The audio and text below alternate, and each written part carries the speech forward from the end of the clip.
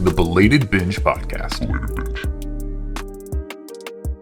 Hi, and thanks for watching Belated Binge on YouTube. Here we post mostly unedited footage from segments of our podcast series where we re-binge some of the most iconic series in recent memory that I was incredibly late on.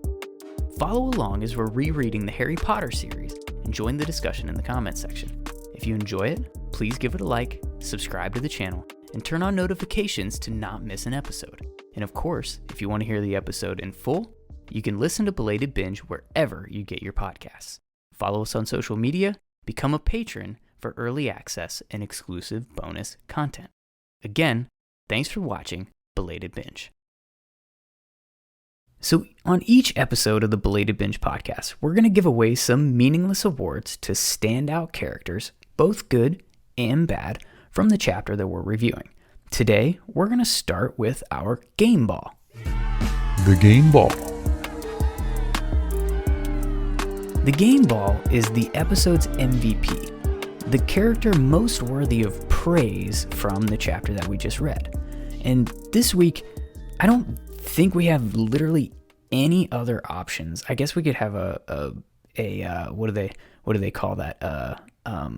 Man, I can't think, I can't talk, I can't get sorry, I can't get the words out. Everything's just getting choked up and stuck in my throat and in the back of my head. Honorable mention. That's what I was going for. Honorable mention. We could say an honorable mention to the snake, because it does snake stuff. But no, the game ball for this episode is going to Harry. For all the reasons that we've talked about in this episode already, primarily his ability to be empathetic to other people and to other living beings, despite growing up in conditions that could easily mold a cynical, defiant, angry, depressed, and complete and utter asshole, and no one would blame him. Yet, our protagonist in this story keeps a positive outlook and remains empathetic and caring for others. And for that alone, Harry deserves much, much more than the game ball. But here's what we can do for you, bud. Red card.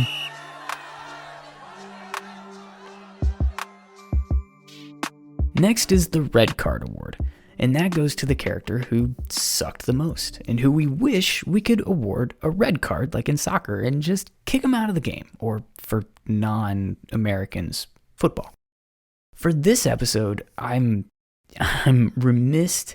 Like, it could easily go to the Dursleys, but for this particular chapter, I truly believe that the person most worthy of a red card is Piers. If he hadn't ratted Harry out to the Dursleys for talking to the snake, it may have only been a strange thing that nobody understood or knew what happened, that the Dursleys tried to blame Harry for, but they couldn't pin it on him. They didn't know that he had anything to do with it. But when he opens his narc mouth and tells them that Harry was talking to that snake before all hell broke loose in the zoo, Harry ends up locked away in his cupboard for a long time. And it's Piers' fault. Fumble. So finally, that leads us into the Fumble Award, which goes to the areas of the chapter that simply fell a little flat and sort of dropped the ball, especially upon a reread. What didn't make sense? What made you think WTF? And you could say that a lot about the Dursleys, about every single thing that they did in this chapter. Present counting nonsense, talking about Harry like an infestation rather than a human being, trying to stifle any curiosity that he could possibly have throughout his entire childhood, trying to make sure he doesn't find joy in ice cream or life. But that's just the family that was built for the story to be awful. This segment is about the things that don't make sense within the story or for the wider series. With that in mind, it's the snake talking scene we just talked about, and we mentioned this briefly earlier, but this is setting the stage for Harry to be a parcel mouth, meaning he speaks to snakes. And not just that he speaks to them as if I speak to you, he does so in a way that they understand him. In short, he's hissing. It's established that he doesn't know or realize he's not just talking like normal speaking English as a person, but that causes such an uprising in the second book when students see him doing it. They freak out and think he's the heir of Slytherin because he's hissing at a snake. In this chapter, he has a quick little chat with a snake and some cool magic stuff happens, and in passing, our red card Piers says Harry was talking to it, weren't you, Harry? Like we mentioned earlier, wouldn't Piers be seeing him hissing at a snake and the snake actually responding back?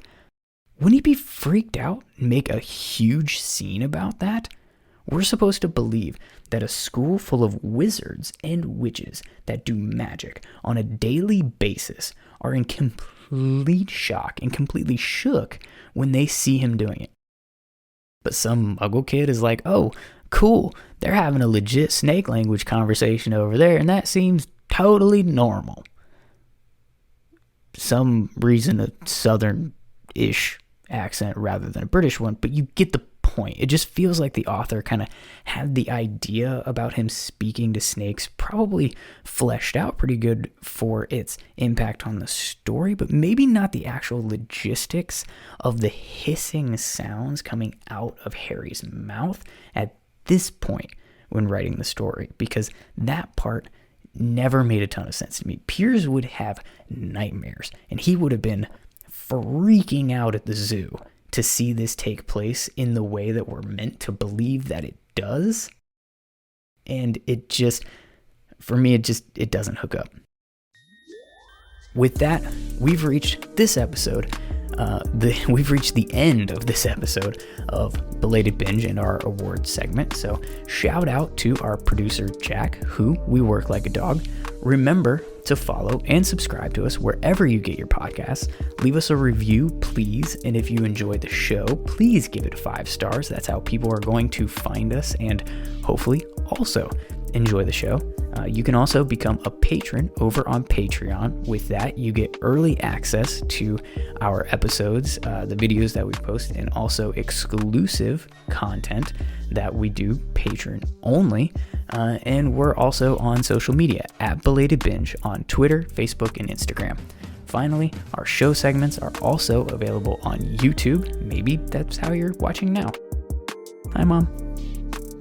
Otherwise, for our next episode, we're gonna tackle chapters 3 and 4, The Letters from No One and Keeper of the Keys from Harry Potter and the Sorcerer's Stone. If you're reading along, we'll talk to you next week right here on the Belated Binge podcast.